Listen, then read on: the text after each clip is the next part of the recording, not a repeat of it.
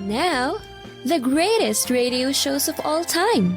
Suspense. The Shadow Node. Washington calling David Harding, counter-spy. Classic radio theater. The Great Gildersleeve. Fibber McGee and Molly. Dragnet. Gunsmoke. The Lone Ranger. Now, step back into our time machine with your host, Wyatt Cox. Good evening, friends of the Inner Sanctum. The criminals are still out there, and the Gangbusters are going to take care of them. The Phillips H. Lord's program that started the whole thing. December 6, 1947, this episode of Gangbusters we'll hear today, and it's the case of the Supersonic Safecrackers. And now, Gangbusters! Gangbusters, presented in cooperation with police and federal law enforcement departments throughout the United States. The only national program that brings you authentic police case histories.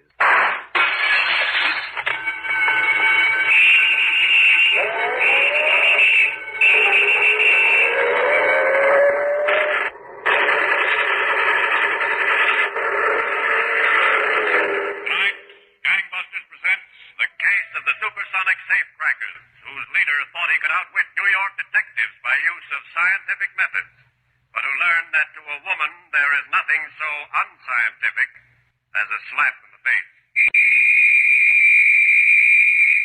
And now to Gangbusters and facts that show the operation of our law enforcement officials in their war against the underworld. Gangbusters has asked the Honorable John J. Sullivan, former Chief of Detectives and Deputy Police Commissioner, City of New York, to narrate by proxy tonight's case. The inside facts in the case of the Supersonic Safecrackers. Chief Sullivan, I know the criminals in tonight's case certainly presented a problem to detectives of the New York City Police Department. A tremendous problem, Don Gardner. But they gave the investigating detectives an idea of what their successors may have to face in the future. Well, it sounds like you've got an interesting case, Chief Sullivan. Why don't you go right ahead? All right, Don.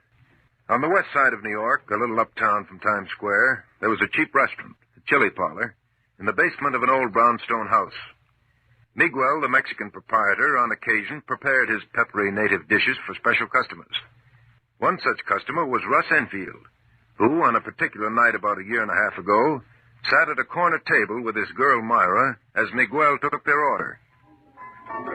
And then I fix you some nice enchiladas, which we follow up with some nice cheese tacos. See? Fine. That's the stuff, Miguel. Can't you make something simple like ham and eggs? Ham and eggs. This is poison, ham and eggs. Go on, Miguel. Go on. Whip the stuff up. Whip this stuff up. Well, this cannot be whipped up like ham and eggs. Russ, Now, look, Myra, it's all settled. You got enough clothes. You can't have it. you know what I need.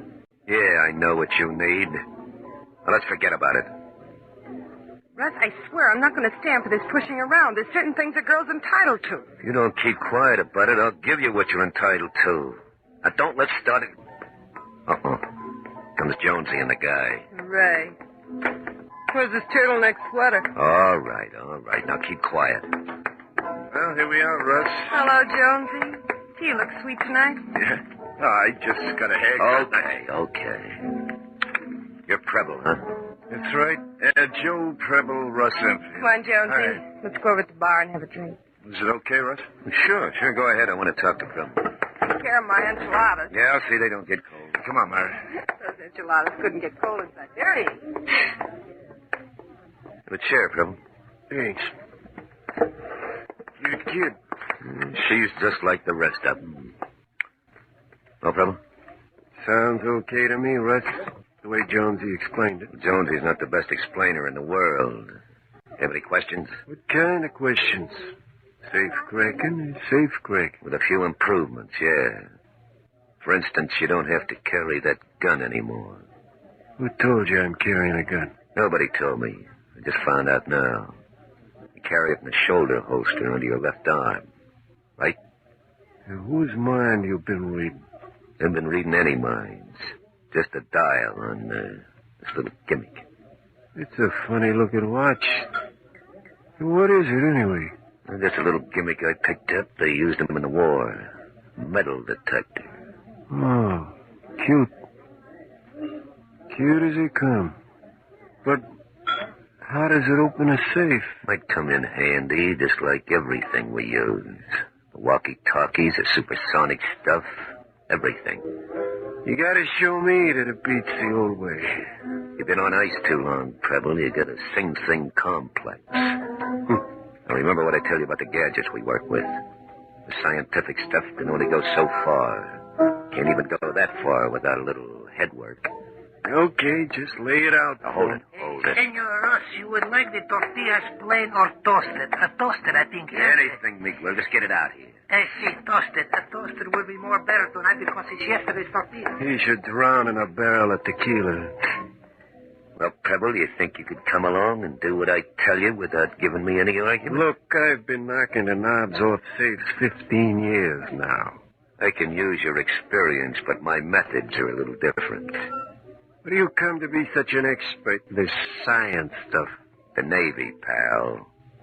The Navy taught me the works before they gave me the bounce. Oh, another blue ticket, boy. Yeah. After a hitch in Portsmouth Naval Prison, I've got my hands on every electronic device in the book, and I know how to run them. I can open up any tin can of a vault in this town without straining a muscle. I'll show you what I mean. I heard there was fortunes being made out of government surplus. The surplus anybody can get, Preble. It still takes a guy to run it. Here comes Agua Caliente with your grub. Good. Here, let's see. All right, it's very hot stuff, senores. You don't put your fingers on. Well, you think you could crack this safe the old-fashioned way, Preble? I might. Come on, Russ. How long does it take to get that junk rigged up? Yeah. Plug this in the wall socket. There. The old-fashioned way ain't good enough. Now you gotta crack a safe with gadgets. Think of the combination, Preble. Yeah. Now you're talking.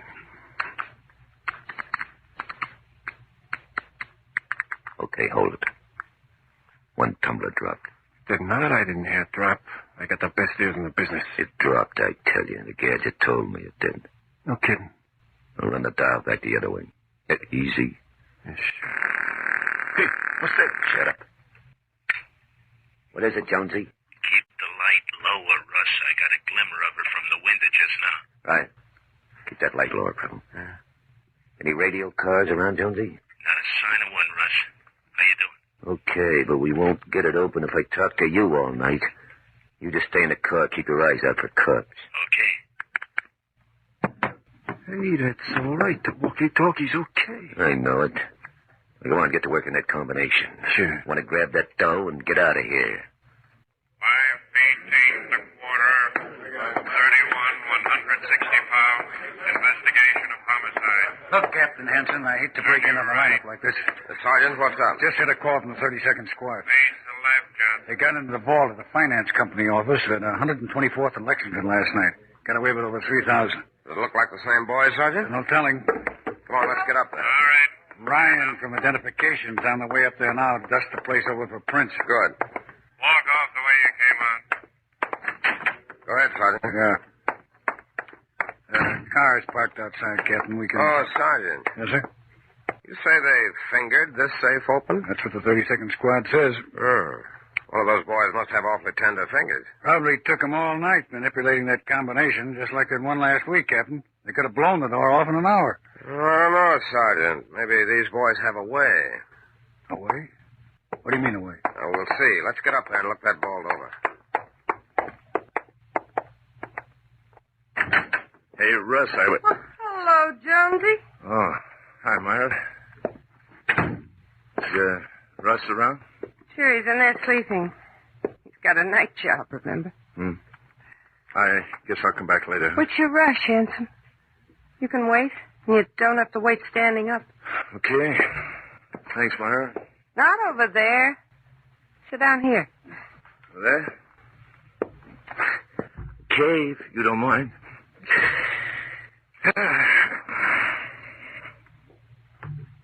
Jonesy. Yeah, Myra? Remember at the bar last night I was telling you about that dress? Yeah, sounds nice. You couldn't let me have another 200, could you? Well... I know I owe you so much already, but You'll get it back, every cent. Well, it's not the dough, Myra. You've got the 200, haven't you? Sure, I've got it, but... But what? Look, I told you before, Russ wouldn't like me giving you money. You know he Oh, wouldn't. you don't have to be afraid of Russ. I wouldn't tell him anything about you and me. I'd like to get that dress today, Jonesy. Okay, you can have your 200. Ah, Jonesy. I knew you wouldn't let me down. I just knew it. Myra, you belong to Russ. Now, Russ is a good-looking guy. He can talk and... And what? Skip it. You got the papers surrounding your place? Maybe they got something in about the job. Oh, now, don't you think... Oh. Hello, Jonesy. Oh, hi, Russ. Oh, what's on your mind, Jonesy? Nothing important, Russ. I just want to tell you 8 o'clock is okay with Preble. He'll meet us at the chili parlor. 8 o'clock's fine. Oh, good. Did he say anything about last night's job? Did he? He's really sold on this scientific stuff. Really sold. I think I better run along. What's your hurry? Why, I've got something to do. You got some coffee brewing, Jonesy? No, thanks. See you tonight at the chili parlor. So long, Jonesy. Bye. Well, did you have a nice nap? Lay off Jonesy, will you, Myra? What are you talking about? If anybody can see the guy goes for you like a ton of bricks. You've been taking dough off him again. So what? You won't give it to me. I'm entitled to go looking. Look all you want, baby, but just stay away from my boys. Want them to keep their mind on business. What do you think you are, giving me orders? I'll show you who I think I am. Let go. Now stop playing with Jonesy. I'll start on you, and I won't be playing. Captain Hanson talking. Oh, Captain. Sergeant Keel. Look, I'm with the chief engineer of the Euclid safe manufacturing. Well, what does he have to say? Nobody, he says, nobody could open that new safe of theirs without blowing the door off. Did you tell him he was wrong? Did I? And I showed him the pictures, too. He still says that new model safe combination has silent tumblers and nobody could hear them drop. He says it looks like an inside job, and I'm about ready to believe him. Is there any way at all to open that safe without the combination? Just a minute, I'll ask him. Is there any way to open that safe without the combination? The captain wants to know. What? Oh, yeah. He says they tested it, Captain, and the only way it could be done was you could hear the tumblers drop if you had a supersonic listening device. Yeah, that's interesting. Yeah, that's interesting, Captain, but what kind of a burglar carries a supersonic, whatever you call it? I don't know, Sergeant, but come on back to the office. We'll see if we can find out.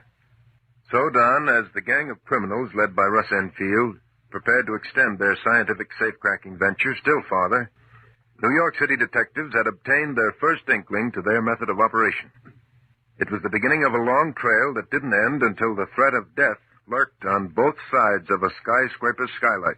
From December 6, 1947, Gangbusters on Classic Radio Theater with Wyatt Cox. You know, a lot of times you have to choose between something high quality or something that saves you money. But if you can get both, why not? Especially when it comes to healthcare. And that's MediShare. You get both. The typical family saves $500 a month switching to MediShare. And that's huge. But it's also true that people are way more satisfied after making the switch, too. The customer satisfaction rate for MediShare is double that of the typical health insurance plan. Double. It's because MediShare works. It's been around for more than a quarter century, and members have shared more than $3 billion of each other's bills. People love having telehealth and a huge PPO network. So, yeah, really, you could save a ton and like it better. Imagine being happy with how you're taking care of your health care. If you're self-employed or part of the gig economy, or you just want a plan you're happy with, you can call right now and get a price within 2 minutes. Here is the number you need. Call 833-34-BIBLE. That's 833-34-BIBLE. 833-34-BIBLE. Are you suffering with arthritis or osteoporosis? Do you have diabetes? Did you know that these are just 2 of the hundreds of diseases that have seen improvement with Dr. Wallach's incredible longevity products? You can't get them at a health food store. The only way to get them is to call us at 800-214-0065. That's 800-214-0065. Do you have heart disease, fibromyalgia, or high blood pressure? Do you have a terrible time losing weight? Dr. Wallach can help. He was a veterinarian and cured diseases in animals. He felt that he could do the same for humans, so he became a physician. Over 50 years of research and helping people like you goes into every bottle of Dr. Wallach's amazing discoveries. Do you want to feel better? Learn how to treat the cause of your problem rather than covering up the symptoms with drugs. Call 800-214-0065. That's 800-214-0065. Has someone in your family lost a job recently, and now you can't afford your mortgage payment? Or do you have a rental property and your tenants aren't paying you? We can come to the rescue and pay you cash for your home immediately. Yes, sell your home and get cash all over the phone without dealing with real estate agents or having to waste time showing your home to lukewarm buyers. You don't need to lose your house to foreclosure. If you have equity in your home, we'll buy your home and give you cash within days, all in a simple over-the-phone and virtual process. Call now before your situation gets worse. Sell a home you can't afford or just need anymore and get the cash you need today. Call this number now. 800-477-4612.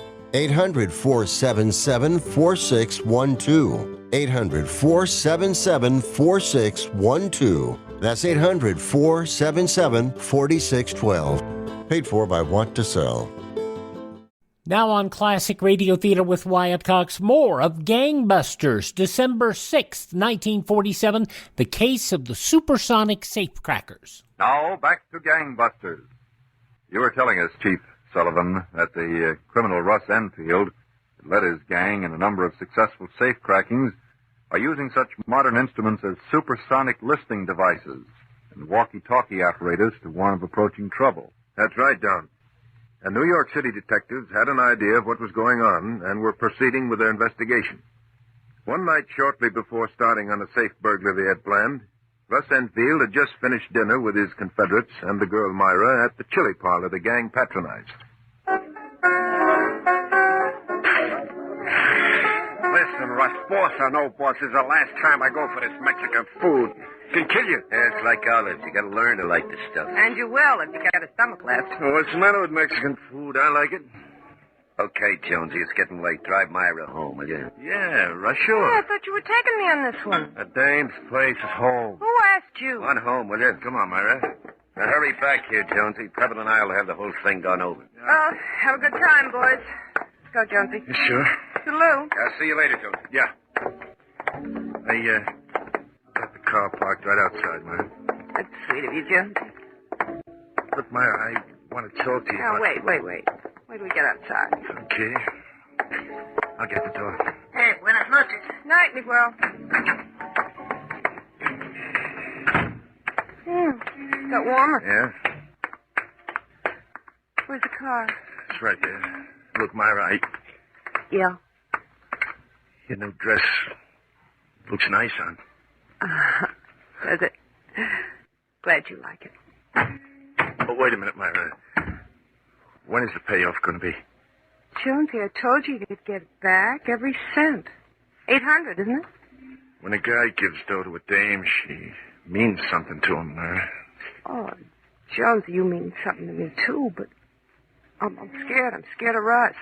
Well, I'm not scared. Come here. Oh, Jonesy, please. Myra. Jonesy, if Russ ever lost... Kids, you having a good time? Yeah, Russ. An awful good time. What's the idea? No, wait a minute, Russ. Don't get thinking anything. 'Cause we Shut don't... up. Come on, Russ. If you want to argue about it, I'm willing to argue.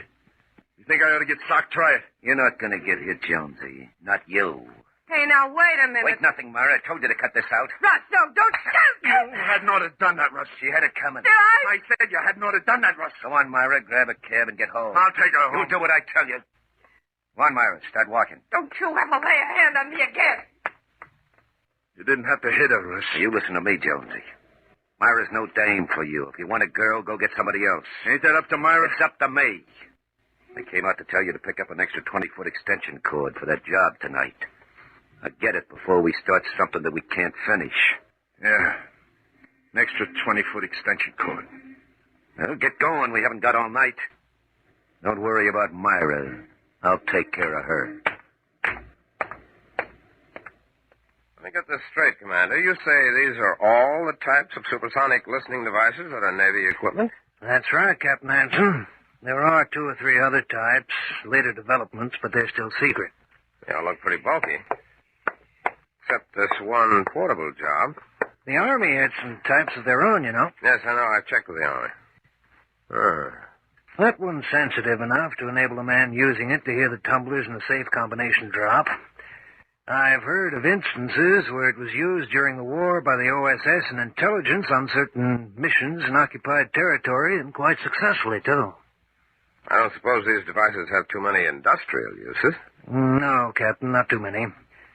Wouldn't be too difficult to trace all sales of them through the War Assets Administration. Well, when I leave here, Commander, that's exactly where I'm going. Come on, Myra, come on, open up this door. Open up or I'll push it in. You all right? Gonna be bothered by... All right, what do you want? What are you packing for? Where you going? I decided a long time ago. No guy's going to slug me in and have me sit around and take his abuse. You sit around as long as I want you around. Hand me that pair of shoes. They go in, too. Listen to me. You hang that stuff back in the closet or I'll give you going over you'll never forget. Jones, you have something to say about that? I told you to stay away from Jonesy. Russ, you... You'll do what I tell you. You'll stay away from Jonesy. Get that through that head of yours. Now go on, hang that stuff up. All right. You put it that way.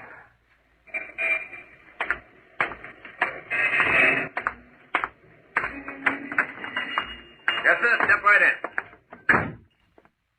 Yes, sir. What can I do for you? I understand you handle a lot of war surplus. He understands I handle a lot of war surplus. Mister, this store handles so much war surplus, I'm thinking of starting my own army. What would you like? We got pup tents, jeep tents, barrack tents, sailor suits, soldier suits, diver suits. Okay. Have you got any portable supersonic listening devices? We got any portable supersonic listening devices? Sure, we got them. Right this way. Thanks. Telling you we got a portable supersonic listening device the likes of which you never seen. And they've been going like hotcakes, too. Everybody wants one, everyone. Huh? Sure. We run them in, run them out by the carload. Hey, take a look at this little number. My name is Sergeant Keogh, Safe and Loft Squad. Oh. Well, you don't say. You're sergeant, huh? That's right. How many of these things did you buy from the War Assets Administration? Let me see. 10, I think. They came with a job lot of other merchandise. 10. And they've been going like hotcakes? Well, not exactly. I sold one. One. Do you remember who bought it? Do I remember who bought it? I never forget a customer. Maybe sometimes I can't remember the face, but I never forget a customer. We got a record someplace. I'm going back and see what I can find out. Now, if you want to look around some of our fine merchandise for your own use, go ahead. Don't touch nothing, though. No, thanks. I think I'll just go in back and help you look. And then he hit you again. Huh? Yeah. But that's not the worst part of it, Jonesy. Like now, I can't even go to the beauty parlor without an escort. I'd like to help you, Myra, but what's the use? Nothing in it for me. You just run back to Russ. I hate him, Jonesy. You don't know how much I hate him. And what are you sticking with him for? I'm scared. I'm scared to death he'll kill me. Ooh, that's not good. December 6, 1947. Gangbusters on Classic Radio Theater with Wyatt Cox. We'll hear the conclusion along with another yours truly Johnny Dollar story following these important messages from your favorite radio station. Thanks for listening.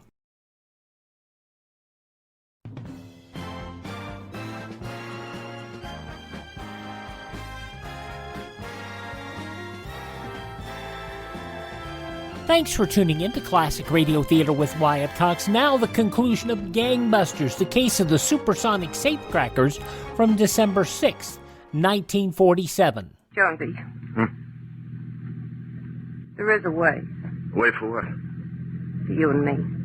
I thought you were scared of Russ. Suppose there was no Russ to be scared of. Now, wait a minute. Listen to me, Jonesy. That's safe tonight. There ought to be 15,000 in it. So?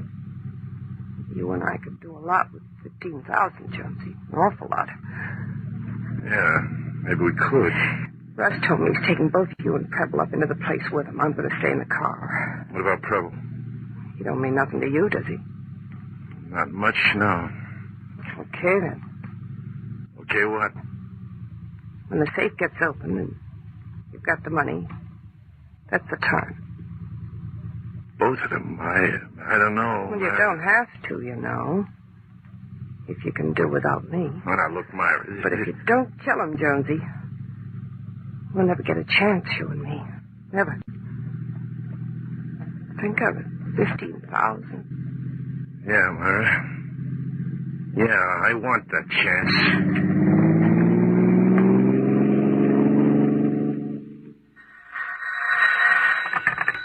Captain Hanson. Oh, Captain. Sergeant Keel. Oh, yes, Sergeant. How'd you make out? Well, it looks like this Russ Enfield's the guy, Captain. Got a pair of hoodlums for sidekicks. One of them's Joe Preble. Just finished 7 to 12 in Sing Sing. Good. I want them tailed, Sergeant. I want a man tailing each one of them every minute. Let's get them in the act of committing one of these safe burglaries. How about it, Sergeant? Been able to raise the captain? They're ringing in now. Captain Hanson. Sergeant Keel, Captain. Talking from a call box on the corner of 93rd and 2nd. Russ Enfield and both his sidekicks just now broke into a building here. Oh, what about the girl? She's waiting in a car. And look, Captain, there's a finance company on the top floor of that building. That's probably what they're after. You got help on the way? Yes, sir, plenty. Okay, grab them as they come out. Right, sir. And I'm on my way. I'll be there as soon as I can. So long. Captain's on his way, Riley. Good. Now, look, that office is on the top floor. As I remember, most of these buildings around here have got skylight. Want to go up and have a look? Yeah, the watchman at that loft next door let us up and we can cut over his roof. Okay. We'll tell Gordon to get the men posted as soon as they get here. Let's go. Come on, Jonesy. We've been here long enough. Come on, let's get packed up and going. Preble? I'm set. You know, Russ, I wouldn't be surprised if that adds up to 15 grand. Yeah, we'll see what it adds up to when we count it. Now, come on, get that stuff together. Russ, What? Myra told me you hit her again. What business is that of yours? It's my business, all right. Is it? I told you hadn't ought to go around hitting people, especially Myra. Oh, forget it. Get that stuff together. Sorry, Russ, but Myra said you... Hey. Don't move, Russ. What's You too, Preble. Up. Put that gun up, you dope, before I... All right, hands up, both of you. Okay, don't shoot. Drop that gun. Okay, don't shoot. Yeah. Not me, you don't get. Up, you halt. Not me, you don't get. Not me, you rotten. No, Now, look, Copper, look. Just take it easy. I got it, Sergeant. All right. Wasn't any sense running, Russ. All right. You gotten yourself killed. Scientific mind like yours should have reasoned we'd have every exit covered. Okay, turn around and walk back to the safe. We want to look that job over.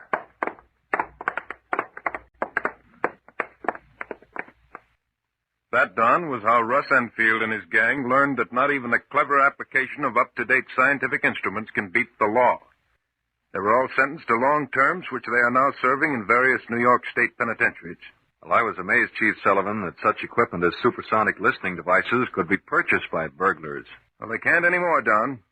Because of requests by law enforcement officials and for other reasons, the sale of supersonic equipment was frozen by the War Assets Administration several months ago. Well, thank you, Chief Sullivan, for this extraordinary case history. And congratulations to all the New York City detectives who had a hand in breaking up this dangerous gang of safe burglars.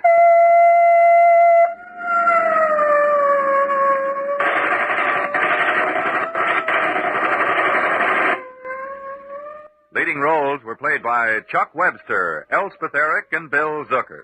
Don Gardner speaking. Gangbusters is a Phillips H. Lord production.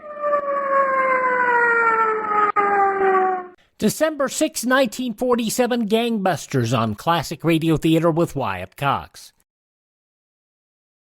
Now on Classic Radio Theater with Wyatt Cox, Part 2 of the 5-part yours truly Johnny Dollar story, The Cronin Matter. This originally broadcast December 6, 1955. From Hollywood, it's time now for... Johnny Dollar. Mr. Dollar, this is Jason Prell. Jason I Prell. manage Mrs. Cronin's trust fund. Oh, sure. We haven't met, of course, and I know that I'm overstepping the ordinary bounds of propriety, but I simply have to talk to you immediately, if possible. Well, can't it wait until train time? You're going with us up to a party in the Adirondacks, aren't you? Yes, I am, but it'll be too late then to make very much difference. Well, maybe you could tell me the general idea of what you I want. understand Mrs. Cronin has authorized you to obtain the Circle of Fire from the bank and to keep it in your possession until she wears it at the party. Yeah, that's right. Don't do it. Leave the necklace where it is. Why? It's a long story, Mr. Dollar, and it goes a long way back. The whole thing is a lot more complicated than you realize. Well, I'm beginning to realize it. Just exactly what is it you're worried about? I'm worried about Mrs. Cronin's sanity.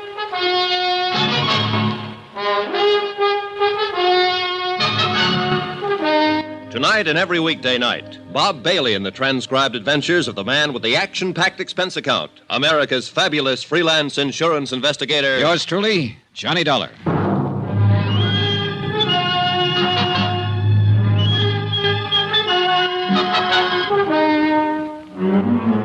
From Special Investigator Johnny Dollar, New York City, to the Home Office Surety Mutual and Trust Company, Hartford, Connecticut. Assignment, the Cronin Matter. Expense account continued. Item 4, $1.80. Taxi to the offices of the Daily Times Courier for a look at the morgue files on Mrs. Cronin. The clipping started with the year 1916, when a bright-eyed, wide-eyed kid named Dolly McLean danced her way out of the chorus lines of a two-bit musical and straight into the limelight of Broadway. One hit show after another. Hits just because she was in them. And parties, balls, social affairs. The Dancing Darling. A critic tagged her with a name in her first write-up, and the name stuck. So she danced. Danced away the mad, crazy years that followed World War I. And like everybody else, she lived it up. There were rumors of engagements, love affairs, the Baron this, Count that, one after another. Shorty Weber was mentioned a few times.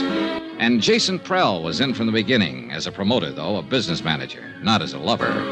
Her friends were mentioned, hundreds of them. Then Barnaby Cronin came into the file. Boy wonder of the business world, the Golden Prince. Engagement, marriage, and Barnaby's fabulous gift to his new bride, a $500,000 necklace of diamonds and emeralds, the Circle of Fire. Then Barnaby's sudden death, Mrs. Cronin's seclusion. End of file. Expense account item 5, $24.30, transportation, hotel, and incidentals. And a taxi to the railway station to find the special coach Mrs. Cronin had chartered to haul her guests to the Adirondacks and to her roaring 20s weekend party. I purposely got there early, but one of the guests was even earlier. Mr. Dollar, wait. You are Mr. Dollar, aren't you? That's right, but I don't Prell, think... Jason Prell. Oh. I thought you might come down early to meet the bank messengers. Thank heaven you did. Well, I'm afraid I don't... Dollar, I've known Dolly McLean and Mrs. Cronin for over 35 years. All that time, I've managed her business affairs, arranged her personal contacts, been like a father to her. Yeah, I've read the newspaper clippings. Newspaper stories can be misleading sometimes. They build things up. Sensationalism. It's true, of course, that Dolly and I had some quarrels. Who doesn't? In spite of everything, I was still her best friend. Go on. I know Dolly, know her better than anybody else in the world. I know how she's gone downhill since Barnaby died, especially in the last year or so. And I know this whole idea is the worst possible thing she could do. Have you tried talking to her along that line? She won't listen. She's dead set on it. I'm hoping you can help. How? Point out to her how dangerous it is to go off into that isolated place with a piece of jewelry as valuable as a Circle of Fire. It's worth a fortune. Somebody's bound to try to steal it. I still don't get what you're driving at, Mr. Prell. But I just told you. It's the risk that's involved. To whom? Why, Mrs. Cronin, of course. She knows about the risk. She's willing to take it. She doesn't know what she's doing. Hey, you said something on the phone about her sanity. Are you trying to imply that she's... No. Not yet. But she's not well. She's burned herself up back in those early years, and she hasn't much left. The only thing that keeps her going has a crazy kind of belief. Belief? Dolly believes in people. So do I, Mr. Prell. Well, yes, of course. But Dolly's whole thinking hinges on it. All the people she knew back in the heyday, the people she calls her friends, in her book, they can do no wrong. She lived in a dream world, still does, like a fairy princess. But it never really existed. Things weren't like that back in those days, Mr. Dollar. So I've heard. Most of the people she thought of as friends were only trying to use her. Barnaby and I would block them off, take care of things when things had to be done, and let her go on living happily in her never land. And now, that's the only land she has to live in. Is that what you mean? Exactly. Why, some of those friends would cut their mother's throat for a tenth of the value of the Circle of Fire. Those are the guests she'll have at their party. Well, I've already been told once that somebody will steal that necklace before the weekend is over. Do you want to add your prediction? I think somebody will try. And that's all that's needed to start that dream world of hers falling apart and to make her face things the way they are. May I ask you a question, Mr. Prell? Yes, of course. This trust fund you're managing that her husband left for her, just how big is the setup? Barnaby Cronin was a wealthy man, Mr. Dollar, but he had his ups and downs like every business investor. The capital is adequate for her support, but not much more. Is the necklace a part of the trust capital? It's her own personal property. It Otherwise, I could have prevented it from being taken from the bank. You have complete control of the trust, then? Yes. Barnaby knew that she had no understanding of business matters. I see. She's old, Mr. Dollar. Older than her years. Tired. All that keeps her alive is her belief in the past. Yeah, her dream world, where everybody loves her and protects her, where she's still a dancing darling. And if that dream world is destroyed, she'll be destroyed along with it. Now, phone the bank, Mr. Dollar. Ask them not to bring that necklace here. I'm afraid they think I was crazy. Why? Because I've got it with me, Mr. Prell. I picked it up myself 2 hours ago. Then heaven help us all.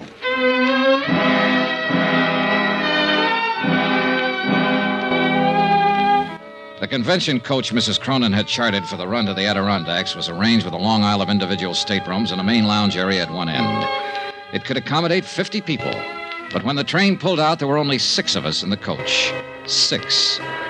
Out of the hundreds of friends she'd had in the old days when she was in the big time and on top. And even out of the 6, 3 of us were new acquaintances, people who hadn't known her back when. I was there, of course, because I'd been hired to be there to protect her fabulous necklace. And Sylvia Blake, still playing it tough and cynical, was probably hoping for a magazine article, or hoping for something. But the third newcomer, there was the question mark. Oh, I think this whole thing is just too exciting for words. Don't you think it's too exciting for words? Well, I know who you are, of course. You're Mr. Johnny Dollar, and you're supposed to protect those fabulous jewels. And I'm Laura Dean, and I think we ought to call each other Laura and Johnny, because after all, it's a party, isn't it? Up till now, I was having doubts. You're, obviously not one of Mrs. Cronin's friends from the old days. Oh, no, I just met her back there at the station. You what?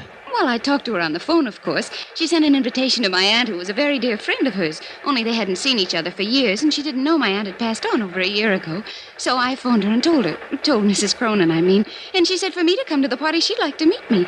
And I wouldn't have missed it for anything. Yeah, well, Johnny, do you think they'll really have champagne in bathtubs like they used to back in her time? If they do, it'll get awful wet out. There are only 6 of us to drink it. Oh, gosh, I don't see how you can call 6 people a party. Well, the thing is, we'll all be in there trying hard. Now you're joking me. I'll bet you're fun at a party. Oh, wait till you see the act I do with the lampshade. Who did you say your aunt was? I don't think I said who. When do they start serving the champagne, Johnny? When they see the whites of your eyes. That's cute. I like that. Thanks. Now, about your aunt. Poor old soul. She'd have loved this, too. You ought to hear about some of the parties she and Mrs. Cronin used to go to. Yeah, I imagine. They used to go every place together back in those days. The newspapers called them the Siamese twins. The Siamese twins. That was just an expression. Fritzie Morell. Is that what you're saying? That you're Fritzie Morell's niece? Sure. Did you know her, Johnny? No, I never met her. Oh, you'd have liked her. She was a lot of fun. Loved to party. Gosh, I thought there'd be more people than this. She kept babbling on, and I listened to her, tried to figure her out. The chatter was smokescreen. Underneath it, she was cool, sharp, and shrewd. I didn't know what she was up to, nor why she was here. But I did know one thing. Fritzie Morell had died about a year ago, true enough. But she'd left no surviving family and no niece. Laura Dean was a liar.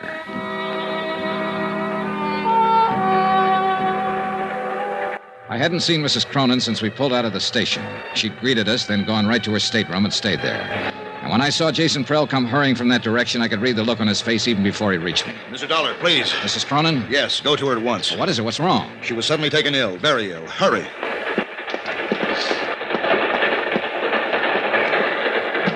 Mrs. Cronin. Come in. Oh, I'm all right now. Oh. It was just nerves. I've had it before. My doctor in New York gave me some tablets to take whenever... Are these the tablets? This bottle here? Yes. You know what they are, Johnny? Yeah, I know. All right. So he does say it's my heart. But he's wrong. It's just nerves. Yeah, sure.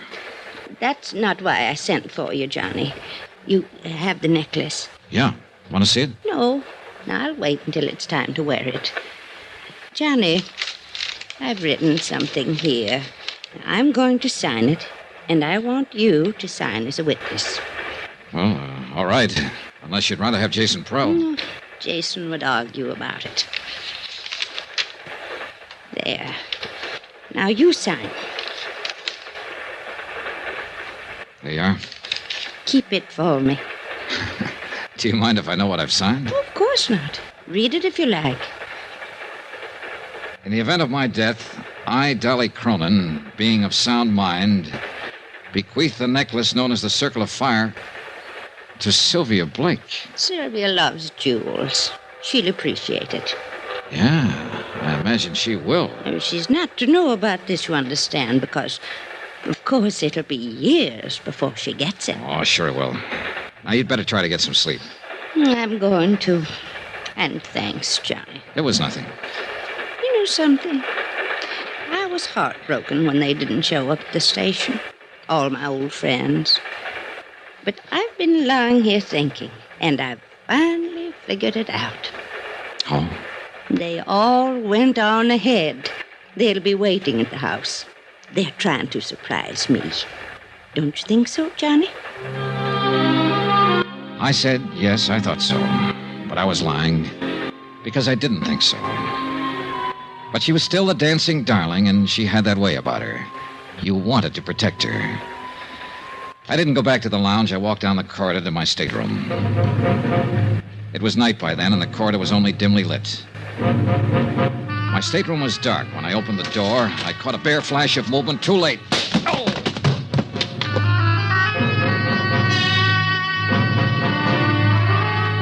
When I came to 2 minutes later, I was lying on my stateroom floor, blood seeping from a cut in my head.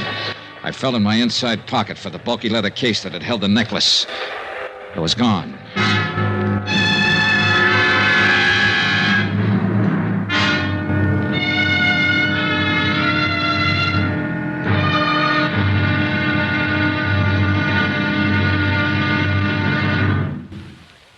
There'll be another intriguing episode in our story of the Cronin Matter tomorrow. Tomorrow, an old love and an old hate.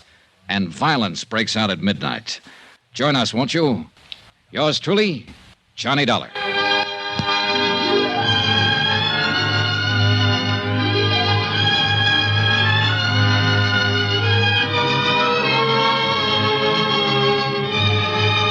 Yours truly, Johnny Dollar, starring Bob Bailey, is transcribed in Hollywood. Written by Les Crutchfield, it is produced and directed by Jack Johnstone. Be sure to join us tomorrow night, same time and station, for the next exciting episode of Yours truly, Johnny Dollar. Roy Rowan speaking.